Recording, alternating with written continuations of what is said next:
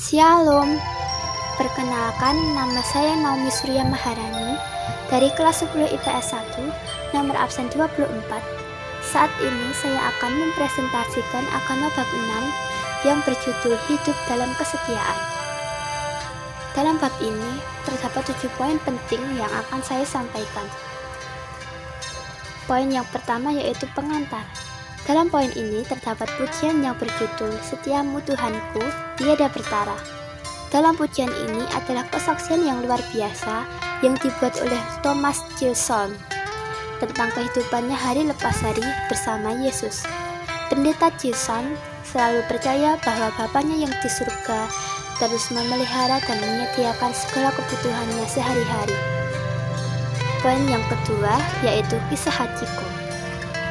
Pada tahun 1924, terdapat kisah dari Yuneo, seorang profesor di Departemen Pertanian Universitas Tokyo, mengambil seekor anjing bernama Hachiko untuk ia pelihara. Hachiko selalu menyambut tuannya setiap hari di stasiun Shibuya.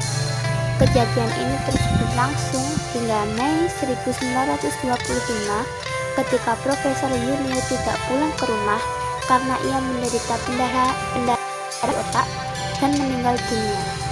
Namun, pada tahun 1932, seorang mahasiswa Profesor Yuneo melihat Hachiko di stasiun itu dan mengikutinya hingga ke rumah bekas tukang kebun Profesor Yuneo. Sang tukang kebun menjelaskan latar belakang Hachiko. Setelah itu, sang mahasiswa menerbitkan tulisan-tulisan tentang jenis anjing Akita yang langka. Ia berulang kali mengunjungi Hachiko dan selama beberapa tahun kemudian ia menerbitkan beberapa artikel tentang kesetiaan yang luar biasa dari anjing itu. Nama Hachiko jadi terkenal di seluruh Jepang. Kesetiaannya kepada tuannya dianggap layak diteladani oleh setiap orang. Pada 8 Maret tahun 1935, Hachiko ditemukan mati pada sebuah jalan di Shibuya. Setahun sebelumnya, masyarakat membangun sebuah patung perunggu untuk menghormati Hachiko dan kesetiaannya kepada tuannya. Gambar di samping adalah gambar patung Hachiko. Poin yang selanjutnya yaitu Yakub dan Rahel. Dalam kisah Yakub yang mencuri hak kesulungan Esau bagian Kejadian 29 ayat 13-28 adalah kelanjutan kisahnya. Yakub disuruh ibunya untuk lari ke rumah pamannya yang bernama Laban. Di sana Yakub bertemu dengan Rahel, putri dari Laban.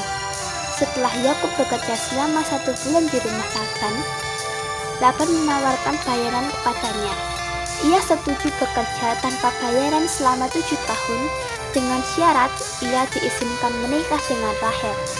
Tetapi setelah 7 tahun berlalu, Laban memperdayainya dengan menyerahkan Lea untuk dinikahi Yakub. Yakub bertanya kepada Laban, kenapa Laban menipu Yakub? Tetapi Laban berkata, tidak biasa orang berbuat demikian di tempat kami ini, mengawinkan adiknya terlebih dahulu daripada kakaknya. Genapilah dahulu 7 hari perkawinanmu dengan anakku ini, kemudian anakku yang lain pun akan diberikan kepadamu sebagai upah, asal engkau bekerja pula padaku 7 tahun lagi. Karena cintanya kepada Rahel, Yakub bersedia memenuhi tuntutan Laban itu. Karena itulah ia bekerja selama 7 tahun lagi untuk Laban. Baru itu Laban menyerahkan Rahel untuk dinikahi Yakub. Poin yang selanjutnya yaitu kesetiaan dalam hidup sehari-hari. Kita dapat menemukan banyak contoh tentang kesetiaan dalam kehidupan sehari-hari.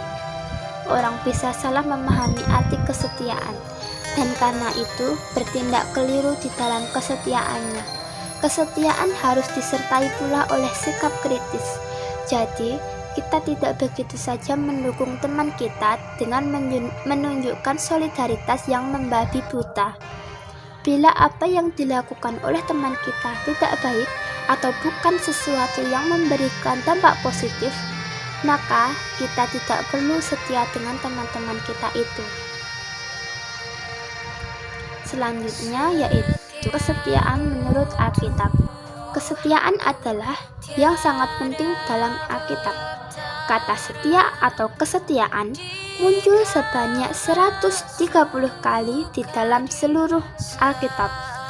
Di dalam Perjanjian Lama, kata kasih setia muncul sebanyak 167 kali dan kesetiaan muncul sebanyak 52 kali. Di dalam kitab Mazmur sendiri, kata kasih setia muncul masing-masing sebanyak 110 kali dan kesetiaan 28 kali. Dari sini, kita sudah melihat betapa pentingnya kesetiaan di dalam pemahaman Alkitab. Kata setia atau kesetiaan sangat erat hubungannya dengan kasih. Dalam bahasa Ibrani, kata kasih diterjemahkan menjadi kased, yang di dalam Alkitab bahasa Indonesia biasa diterjemahkan menjadi kasih setia. Tidak cukup kalau orang mengatakan "aku sayang kamu" tanpa menunjukkan kesetiaan kepada orang yang disayanginya itu. Dalam kitab Ratapan 3 ayat 22 juga dikatakan, "Tak berkesudahan kasih setia Tuhan, tak habis-habisnya rahmat-Nya, selalu baru tiap pagi, besar kesetiaan-Mu." Kesetiaan Tuhan sungguh luar biasa. Tuhan menyediakan berbagai sumber makanan bagi kita manusia, sehingga kita harus bersyukur kepadanya. Selanjutnya adalah nyamanlah jiwaku. Ada sebuah lagu yang sangat indah yang menggambarkan perasaan seseorang Kristen di tengah-tengah perjuangan hidupnya yang berat. Lagu itu berjudul "It Is Well With My Soul". Dalam bahasa Indonesia, lagu ini diterjemahkan menjadi "Nyamanlah Jiwaku". Lagu ini ditulis oleh Horatio G. Spafford. Spafford adalah seorang pengacara yang sukses dan sangat kaya karena memiliki berbagai bangunan di kota Chicago, Amerika Serikat. Pengalaman Spafford menggambarkan bagaimana orang Kristen menghadapi penderitaannya dengan mengandalkan kasih Tuhan. Spafford memiliki kekuatan yang luar biasa ketika bisnisnya hancur dimakan api yang melanda sebagian besar Chicago, dan kemudian keempat anaknya mati tenggelam dalam kecelakaan kapal laut. Ia menghadapi semuanya dengan tabah karena ia tahu bahwa Allah itu setia.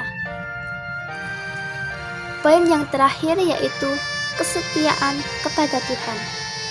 Di bagian sebelumnya, kita sudah melihat bagaimana Tuhan Allah yang kita kenal lewat Alkitab adalah Tuhan yang setia kepada kita sebagai makhluk ciptaannya.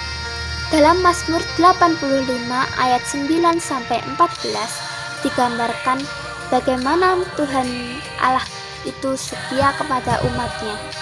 Pada ayat 9, pemazmur mengungkapkan perkataan Allah, yaitu kata-kata penghiburan dan perdamaian bagi umat Allah.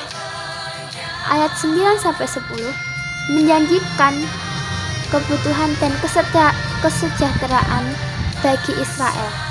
Kemuliaan Allah akan kembali memenuhi seluruh negeri. Sampai 14 kita menemukan gambaran tentang keselamatan Allah yang didasarkan pada kasih Allah yang tidak berubah serta kesetiaannya yang akan mempertemukan umat dengan Allah dan sesamanya. Keadilan Allah akan menghadirkan perdamaian. Mengasihi sesama tidak begitu mudah.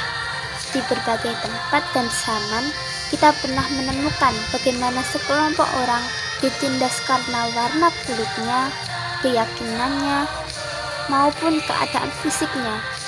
Dalam keadaan seperti itulah, kita dipanggil Tuhan untuk menyatakan kasih Allah kepada mereka yang dianggap tidak layak dikasihi ini. Beranikah kita melawan kecenderungan teman-teman yang justru mengejek atau membuli orang-orang seperti itu? Jika kita takut menghadapi situasi seperti itu, ingatlah janji Tuhan Yesus yang berisi, "Aku menyertai kamu senantiasa sampai pada akhir zaman." Ini sungguh suatu janji yang manis dan menguatkan kita. Sekian presentasi dari saya. Mohon maaf jika ada salah kata maupun salah dalam tulisan. Saya mohon maaf dan shalom. Terima kasih.